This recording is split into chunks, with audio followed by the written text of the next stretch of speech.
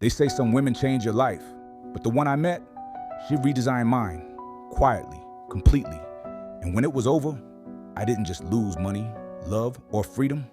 I lost myself. My name is Malik Barnes. They call me Ghost. I'm serving 25 years in a Georgia state prison for crimes I didn't plan, businesses I didn't own, and bodies I didn't bury. The woman who set it all in motion, she's free, she's famous, and she's teaching others how to do the same. This isn't just a story about love. It's about manipulation. Deep, psychological, spiritual manipulation, told from inside the cell it built, one chapter at a time. If you think you've heard it all, you haven't. Hit follow on your favorite platform now, because the next story might just change the way you see everything. Don't miss a single twisted turn. They say every man has one moment that changes his whole life. For me, it wasn't a shootout. It wasn't a robbery. It was a woman. She was standing barefoot on the corner of Ralph David Abernathy and People Street, skin like roasted honey, eyes full of secrets, and a voice soft enough to turn silence into gospel. She called herself Velvet, had a table set up with candles, glass bottles of oil, and a sign that read, Velvet's Vibes, Spiritual Cleansing and Psychic Touch. I should have kept driving. I didn't. She looked at me like she already knew something. You're not lost on the streets, she said. You're lost inside. I can see it in your energy. I told her my name was Ghost. She smiled slow. Figures. I bet you disappear before anyone gets close. That line hit deeper than it should have, and that's how it began. She rubbed oil into my hands, whispered things about blocked chakras and buried emotions. But what really got me, she didn't sound like she was guessing. She sounded like she was reading me. I walked away that day with a bottle of peace oil, her number, and a strange heaviness in my chest. Not fear, not love, something in between. 2 weeks later, I was waking up in her apartment, jazz playing on vinyl, candles lit, my clothes on her floor. We hadn't even been intimate yet, but I was already hooked. That was Jada Monroe, Velvet. No bra, no filter, just presence. She read books on psychology, market dynamics, body intelligence, and spiritual warfare. She cooked barefoot, prayed to ancestors, and spoke to me like I was her life's project. At first it felt good. She started showing up on job sites, meeting clients, and reorganizing my schedule like it was hers. And somehow, it worked. Money started flowing, new contracts, bigger projects. People loved her energy. They trusted her, but it wasn't just about business. At night, she'd whisper in my ear, "You're not just a builder, you're a brand. People follow energy. You need tools, tactics, persuasion skills, influence psychology. Let me teach you." And I let her. I thought I was leveling up, but really, I was being studied. Every word she said, every touch, every smile, it was all part of the design. One night, she took me to a private party downtown. Not a club, not a lounge, a space. Dim lights, expensive silence, crypto millionaires, real estate fixers, women in silk talking about NLP and offshore strategy. "That one over there," she whispered. "He launders cash through ghost properties, married a diplomat for banking access." I introduced them. That's when I realized she wasn't just spiritual, she was strategic. She walked through the room like a queen pin, and I followed, like I was already under her spell. Later that night, she introduced me to a tech guy named Carter. "He's a back-end cleaner," she said, "erases digital footprints, builds server rooms for private influence networks." He looked me over. "You got a server room yet?" I laughed. He didn't. Back home, she started asking me for little favors. "Let me run one of my client accounts through your business. Can I keep a few contracts in your safe? You don't mind if I help restructure the LLC, right?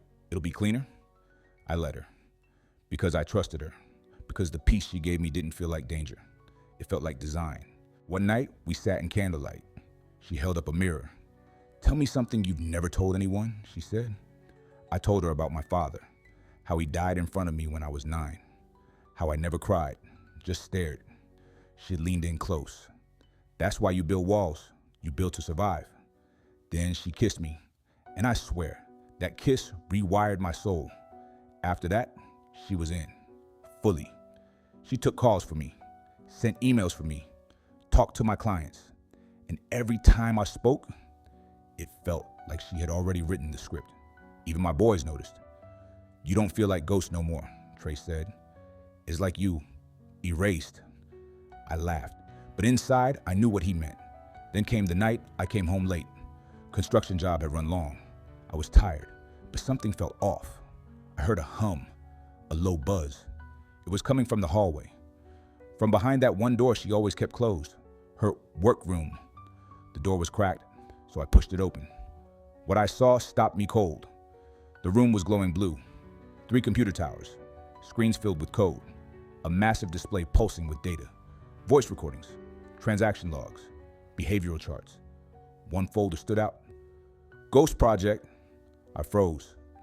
Velvet turned around in her chair, calm, barefoot, silk robe. "You weren't supposed to see this." "What is it?" I asked. "Research," she said. "Behavioral mapping, influence tracking. You're studying me?" "I'm building you," she said. "Enhancing your leadership, understanding your triggers. You're manipulating me." She smiled. "I'm orchestrating potential. It's not control, it's elevation." That night, I didn't sleep. I tried to drive it off, cleared my head on back streets.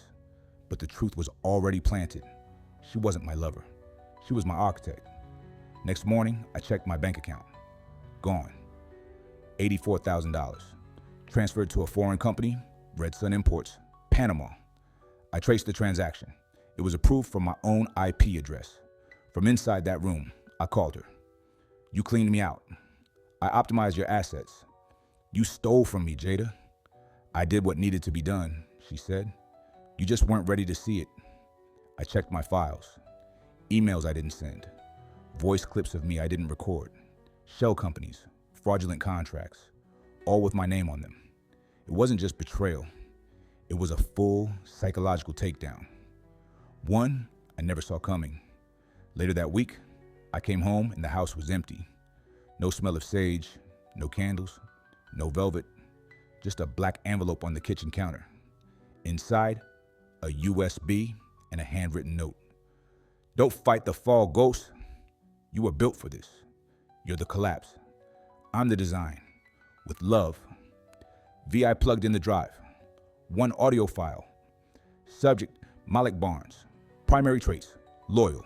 Structured, emotionally reactive under betrayal, manipulation strategy, erotic bonding, identity erosion, financial destabilization, predicted collapse, 180 days.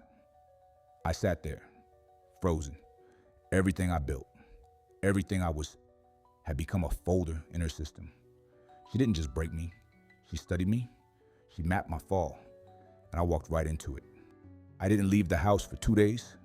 I just sat there, staring at the screen, listening to that voice file over and over again. Subject, Malik Barnes. I'd become a research study, a profile, a psychological playbook. She knew my fears, my weaknesses, my patterns, and she used every single one against me. But the worst part, she never had to raise her voice. She just used presence. Language, touch, that's the kind of manipulation that don't leave bruises. When I finally got the strength to move, I started calling everyone I knew, my crew, my clients, old friends, even Trey. Most didn't pick up. The ones who did, they were cold, distant. I could hear it in their voices. They knew something I didn't. One client, a developer named Reggie, finally told me what was being whispered behind closed doors. Word on the street is, you was cooking the books, Ghost. Fraud, shell deals, fake payments. You know anything about that? I paused, heart thudding. That wasn't me, I said. Then who was it? He asked. You know who? I said, voice low. Velvet. He didn't answer, just hung up. That's when the paranoia hit. I started combing through everything. Emails, invoices, permits. And every day I found more. Things I didn't write, files I never approved. But all of it looked legit because she'd used my language, my tone, even my damn e-signature. Velvet hadn't just studied me, she'd become me. And the streets, they believed it, because that's what happens when your name used to mean something. People don't ask if it's true. They ask why it happened. A week later, I got a call from Trey. First time I'd heard his voice in days. "You need to come down to the spot," he said. "Something you need to see." I showed up at our old hangout, an abandoned barbershop on Lucille. He was already there, standing outside, pacing. He looked tired, uneasy. "What's going on?" I asked. He didn't say a word, just handed me a phone. On the screen, a video, security footage, Velvet, laughing, holding hands with a man I'd never seen before. They were in my office, at my desk, reviewing blueprints, signing papers, touching each other like they owned the place. "That's Tyrek," Trey finally said. "Her ex hit her for one of the old crews in Bankhead. But now, he's into real estate, private equity, silent partnerships, and rumor is he's a federal asset." I blinked. "A snitch?" "Yeah," Trey said, "but smart, quiet. He uses women to get access. Velvet, she's just one of the tools." I sat down hard. I wasn't just played by her. I was being used by them. That night, I tried calling her, blocked. I tried calling Tyrek's name through contacts. Nothing. So I went to her old apartment. Empty. Gone. No trace. Only thing left was a crystal on the windowsill and a faint smell of lavender. Back home, I poured myself a drink. Didn't even sip it. Just sat there, staring at the door. That's when I remembered something she once said during one of her full moon rituals. Everyone has a limit, a crack, and when the right pressure hits it, everything breaks. I thought about all the moments she pressured me gently. "Let me take that call. I'll manage that client. Put your name here, I'll handle the rest." She never forced anything. She made it convenient. That's the difference between a scam and a system. Weeks passed. I kept quiet. Tried to undo the damage, but the damage was deeper than money. The damage was reputation. My crew split. My accounts froze. The city pulled my construction licenses for suspicious activity. Every door I built closed, and every whisper in the street said the same thing. Ghost lost his edge. He let a woman destroy him. He ain't who he used to be. But what they didn't know is that wasn't the worst part. The worst part was still coming. Because somewhere out there, Velvet was still moving, still building, still engineering. And now, she had my blueprints. She had my identity. She had Tyrek. And whatever they were planning next, I knew I wasn't the target anymore. I was just the example, the warning, the test run. So I started preparing. Not to forgive, not to heal, but to fight. Because when someone takes your name, your business, your soul, you don't just sit back and watch. You become the shadow. You learn the game, and you burn it from the inside out. I didn't sleep much after that. Every sound outside felt like a footstep coming for me. Every silence inside the house felt like a countdown. By this point, I knew what was happening, but I still didn't know how far it reached. Velvet had disappeared. Tyrek was a ghost with a badge, and I was the last one holding the match in a house already on fire. I started digging deeper, not out of hope, out of desperation. I went through every email, every contract, every call log from the past year. At first, it was noise, too many files, too many fake names. But then I found it, a shared drive she left open on accident. Maybe she forgot to wipe it. Maybe she didn't care. Inside was a folder called Inner Circle Redline Deals. It had everything: fake clients, flip titles, shell companies that never did real business. And worst of all, my business license was on every document. There were 8 property flips, 3 of them tied to people I had never met, people who were already dead buyers, dead sellers. Real estate moved between corpses like ghosts trading keys. It wasn't just fraud, it was a body ledger. One name jumped out: Maurice Mo Dillard. That one hit hard. Mo was my guy, tight since middle school. Helped pour foundations on my first job. I hadn't seen him in months. Thought he moved back to South Carolina. But in that folder, his name was listed as the co-signer on a property tied to a private bank in Belize. I called every number I had for him, no answer. Tried messaging his sister, nothing. Then, Trey hit me up late that night. Yo, Ghost, you heard about Mo? My stomach turned. Number Y. They found him, out by Lake Lanier. Shot once in the head, no ID, but fingerprints matched. I didn't speak. Trey didn't either. That's when the weight dropped. This wasn't just theft. This was a cleanup. They weren't just stealing names. They were erasing liabilities. And I was the next one on that list. The next morning, I went to the police. Not to confess, not yet. Just to ask a question. See if my name had popped up in the system. The clerk looked me over, typed something in and froze. You need to speak with a detective, she said. Why? Because your name's on an active investigation, tied to 4 properties, 3 flagged transactions, and now a homicide. I didn't wait. I walked out, got in my car, and drove straight to my mama's house. Told her to pack a bag. Told her I was going away for a bit. Didn't tell her why. She looked at me like she knew this day was always coming. That night, I drank alone on the back porch. And I remembered something Velvet said when we first started seeing each other. Real power doesn't announce itself. It moves through systems, quiet, like air. I finally understood what she meant. She didn't want attention. She wanted infrastructure, a setup that ran itself, with me as the front, and her and Tyrek behind the curtains, pulling strings. They used me to open doors, then used Mo to seal the cracks, then used my silence to burn the bridge. And now, they were gone. With everything, I started writing it all down.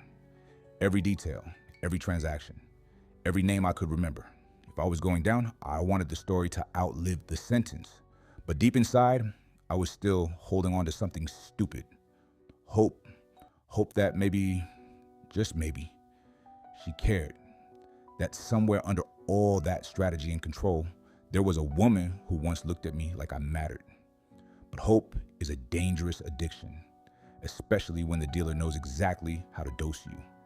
And Velvet, she was a specialist in emotional engineering. The next day, I got an anonymous package at my office.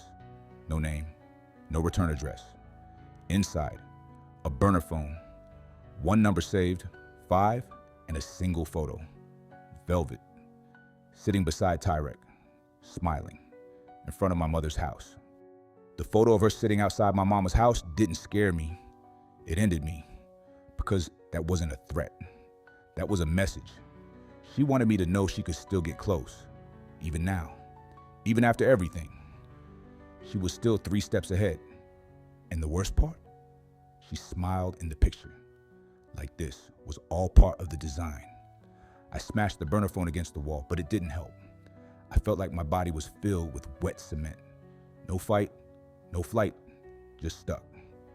The walls started closing in, and within days, they really did. The cops came at sunrise. 4 black SUVs, 2 detectives, 1 warrant. They didn't knock. They kicked in the door, dragged me out barefoot, handcuffed in front of my neighbors. No questions, no explanations. Just, you're under arrest for wire fraud, conspiracy, and possession of falsified government documents. Jail wasn't new to me, but this was different. This wasn't over weed. This wasn't a misunderstanding. This was federal. And the charges, they stacked them like bricks on my back. Every fake transaction, every forged signature, every shell company she ran under my name. It was all on paper, all digital, all mine. And her, Velvet, was nowhere to be found. Tyrek didn't exist on record. The paper trail pointed only to me. They gave me a court-appointed attorney, young, nervous. Didn't even try to hide the fear in his eyes. Honestly, he said, you're looking at 25 minimum, maybe life, if they tie you to the homicide. What homicide? Maurice Dillard, your partner. I didn't answer, because saying he wasn't supposed to die wouldn't save me. The DA made sure the courtroom felt like a stage. They painted me as a mastermind, said I was the architect of a real estate laundering empire, said I lured young men into my business and disposed of them once they served their purpose. They read text messages out loud, played edited voicemails. One recording broke me inside. Velvet's voice. Ghost is exactly who we needed. Smart enough to build the house, dumb enough to think it's his. The courtroom laughed. I didn't move, didn't blink, because my soul had already checked out. No one came to testify on my behalf. Not my crew, not my clients, not even my mama. By the time the trial ended, the decision was made before the jury stood up. Guilty on all counts. They gave me 25 years, no parole, 25 years for trusting the wrong person, for letting her into my head, my business, and my identity. 25 years for love. The prison they sent me to ain't even near Atlanta. It's up in the hills, cold, quiet, a place where voices echo longer than memories last. My cell is small, metal bed, concrete walls, nothing but time. And every night I replay the story, not for answers, not anymore. I tell it to myself so I don't forget the truth. Because lies are easy to live with once they feel like memory. And the truth is this: Velvet didn't just destroy me, she designed my destruction. She tested me like an experiment, tracked my reactions, watched me collapse from behind the glass. She wasn't a girlfriend, she was a systems engineer. She studied dark psychology, learned about leadership transfer, understood auditory influence and language manipulation, and she applied it all to me, like a project, like a game, like a slow motion execution. Now, I sit in this cage, counting not the days, but the decisions that led me here, each one carved like a scar into memory. And sometimes, when the lights go out, I hear her voice again. You're not the victim, ghost. You're the blueprint. Years pass differently in prison. Time doesn't move in days. It moves in patterns. The sound of the gate sliding open, the scrape of steel trays on concrete, the silence before lights out. After a while, you stop counting. You stop waiting for freedom, and you start watching your own mind like it's the only channel left on a broken TV. I spent my first 2 years locked in a loop, replaying everything, every red flag, every warning, every moment she stared at me like she could see who I was about to become. I thought I was healing, but really, I was preparing, not to forgive her, not to forget, but to understand the exact shape of the damage. It was year 3 when I heard her name again. One of the younger inmates was listening to a podcast, spiritual healing, influence mastery, energy alignment. The host, Jada Monroe, Velvet. Her voice hit me like a blade made of honey, calm, warm, calculated. She was still moving, still building, only now she had rebranded. I got my hands on one of her episodes. She called it Emotional Engineering, the Art of Restructuring Relationships for Power and Purpose. And she opened it with this line: we're not here to feel safe, we're here to feel seen. And the most dangerous people are the ones who see you too clearly. She wasn't even hiding it. Everything she did to me, she had turned it into content, into curriculum. She was teaching other people how to do what she did to me, but cleaner, faster, legally. I should have felt rage, but all I felt was clarity, because now I understood. Velvet didn't destroy me because she hated me. She chose me because I fit the mold, structured, emotionally fractured, hungry for purpose. I wasn't her victim. I was her case study, her proof of concept. One night, I got a letter from an old client. He never testified during my trial, but he kept tabs on my case, said he found something I should see. Enclosed was a photo from a private fundraiser in Buckhead. Velvet again. Different look, same energy. Standing next to a city councilman. One of the same men who once rejected my permit applications. Now smiling with her like she was royalty. The caption read, spiritual strategist and emotional marketing consultant Jada Monroe speaks on cognitive resilience and market psychology. She had taken the tools she used to manipulate me and sold them to the elite. I stared at that picture for a long time. Then I folded it up, put it in my pocket, and walked outside into the prison yard. The sky above was cold, clear, unforgiving, and I realized something. She may have won the game, but I lived to tell the blueprint. So I started writing, not to get revenge, but to record the method. Every tactic, every phrase, every pattern of behavior she used to wear me down and build herself up. Because there's power in knowing the rules, even if you learn them too late, and maybe Someone else out there needs to see what a real con artist looks like. Not a thief, not a scammer, but a woman with a voice like silk, a mind like a scalpel, and a plan that unfolds in whispers, not threats. I don't know if I'll ever leave this place, but my voice, it already escaped. Through this story, through these words, through the blueprint of everything I didn't see until it was too late. They called her Velvet, but I call her Shadow, because she didn't just take my life. She stepped into it, quiet, smiling, and walked away with my future in her pocket.